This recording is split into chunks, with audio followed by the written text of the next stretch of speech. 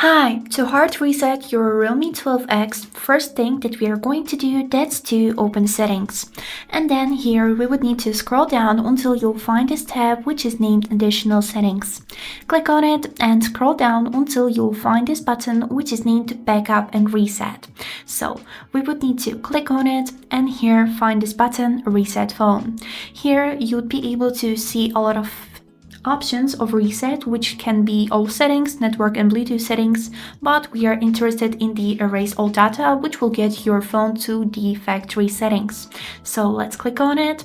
Now we would need to enter our lock screen password to confirm our actions, but always remember that factory reset is erasing all of the user data.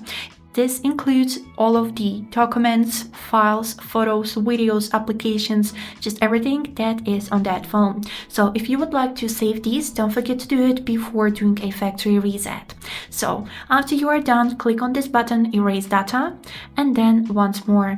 And this is it. Now the factory reset will be happening by itself. We don't need to do anything with our phone, so we just wait and that's it. I hope this video was helpful and have a great day.